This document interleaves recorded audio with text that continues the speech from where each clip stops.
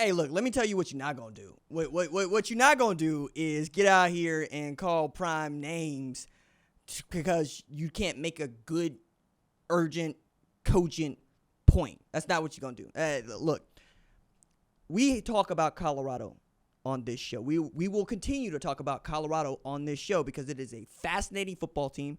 It is a fascinating storyline, and it is the team driving most of the news outside of the sport because Deion Sanders is the most popular player in the sport. Travis Hunter is the most dynamic player in the sport, playing both ways. And Coach Prime is the most media savvy and quite literally entertaining college football coach in the sport.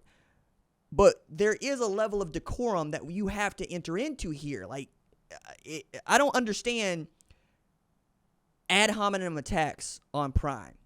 And the reason that I dismiss these is because you'll see in the comments of this show, I'm in there, some other people in there, but it's mostly, if you are not going to make me an argument and you're just going to attack how I sound, how I look, whatever, I'm going to dismiss you. But if you repeatedly do these things, I'm just going to say, no, you can't talk to me no more, right? And that is essentially what has gone on with Sean Keeler at the Denver Post. You might have seen that Prime and Colorado have banned a reporter, columnist, from asking Prime questions, but they've also drawn a very clear line about what they're going to allow to happen here. But before we get to that, I just want to make sure that everybody's on the same page here. So the story in ESPN is that Colorado banned a Denver Post columnist named Sean Keeler from asking Prime questions. And the statement that was delivered to ESPN is actually pretty detailed not depending on who you are, what you are. It understands 100% who's going to be reading it and how they're going to do it. After a series of sustained personal attacks on the football program, and specifically Coach Prime, the CU athletic department, in conjunction with the football program, have decided not to take questions from Denver Post columnist Sean Keeler at football-related events. Keeler is permitted to attend football-related activities as a credentialed member of the media, and other reporters from the Denver Post are welcome to ask questions of the football program personnel made available to media, including coaches, players, and staff. Apparently, this all comes from some of the things that had made it into print, which means that it made it past not just Sean Keeler, but at least one, maybe three, maybe 4 or 5 copy editors and an editor of a sports desk before it got into print. Some of the things that he had called Prime, Sean Keeler, in the paper are Deposition Deion, the Bruce Lee of BS, False Prophet, Planet Prime, Circus, the Deion Kool-Aid. By the way, is Flavor Aid. Get your Jonestown references correct if you're going to put them in print. And I don't understand why he's being attacked like this, and neither is Prime. Like, he's honest about this, saying, look, no, I want to help. Like, this is beyond the pale. We will talk about the various strategies that Prime and, frankly, the machine that is marketing Colorado will employ. And we will talk about what the results are of that team on the field. But this right here, this can't stand, man. I don't understand why someone would need to make these personal attacks at Prime when really you could just talk about what's going on the football field or not. You could even talk about the transfer portal. You could talk about recruiting. You could talk about coaches. You could talk about, hell, you could talk about the quality of offensive line, defensive line.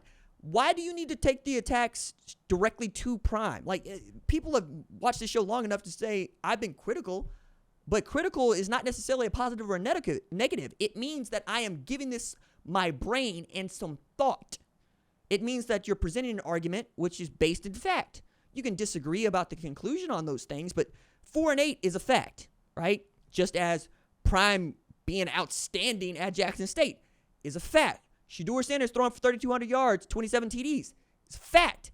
Like, you have lots of things to pull on here. You could talk about Robert Livingston never having called a defense before. You could talk about Pat Shurmur's resume in the NFL and how it's kind of You could talk about Dallin Hayden needing to show up to actually give them a run game.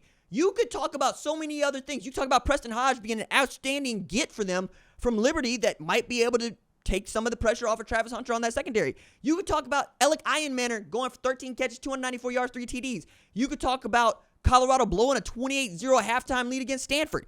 You could talk about them getting off to a 3-0 start, peaking at a top 20 team, and then crashing out, going 1-8 the rest of the way. You could talk about a whole bunch of stuff. You ain't got to do this. This is lazy. This is lazy, and I don't understand the move here. I've been doing this long enough to know that you can't just go around calling people names without those things catching up to you.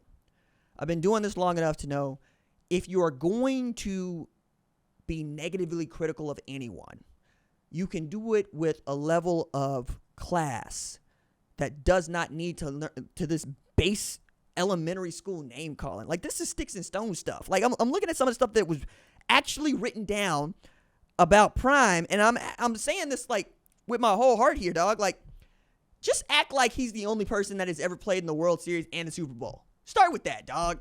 Act like he walked on for his final season at Florida State because he could, because the New York Yankees drafted him and wanted to sign him and give him money for signing on the dotted line, and he got to finish out 1989 as the Thorpe Award winner as a walk-on.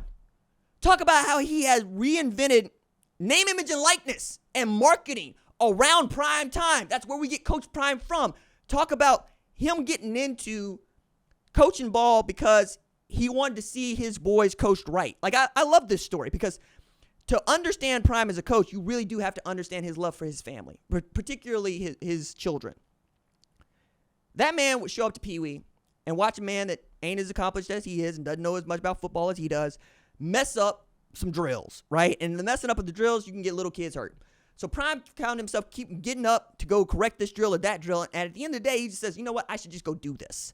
And that's what he has done. He's been coaching football for the better part of 20 years because that's how old his boys are. He wanted to do this because he thought he could help his boys learn to love the game that he loves, that has given him so much.